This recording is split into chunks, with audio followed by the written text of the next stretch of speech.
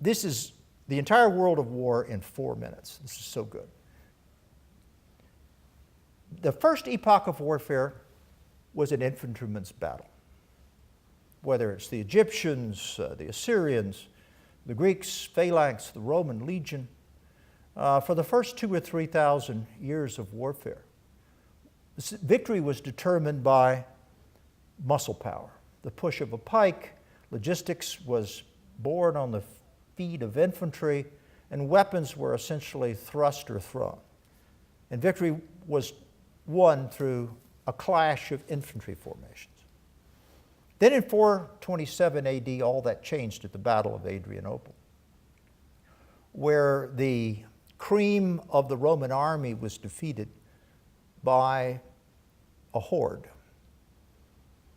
And that happened for the invention of three things.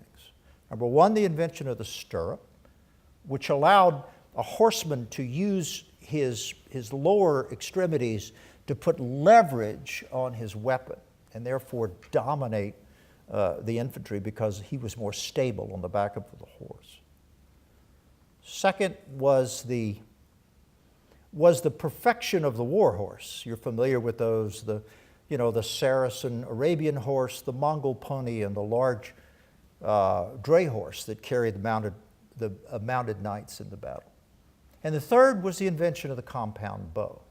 You're all familiar with the compound bow made out of wood and sinew that bows in the opposite direction. And what that allowed a Mongol horseman to do is fire from the back of a horse and actually fire or shoot his bow and arrow from a gallop. Total dominance of the firepower battle. And that started the age, the dominance of the mounted warrior. Second epoch.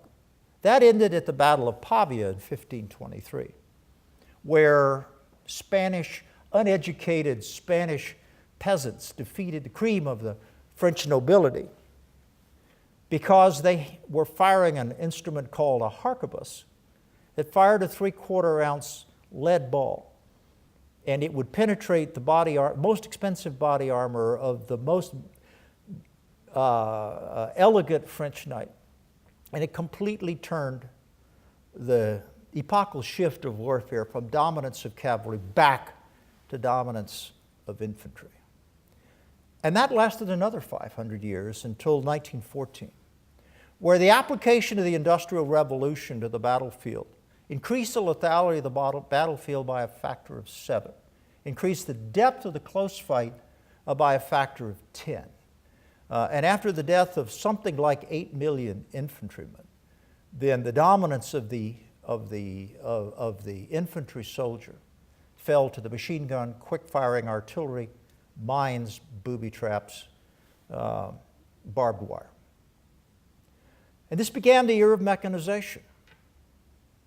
And lucky for us, the United States, that we all thought this ascendancy of the mechanized battlefield, air, land, and sea, machine, the radio and the internal combustion engine applied to war machines occurred just as the United States became dominant in the art of war. Too bad.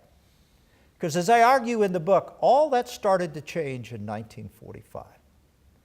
That the dominance of big machine warfare began to lose its luster in places like Israel, Korea, Vietnam, Indochina, Algeria, fill in the battlefield.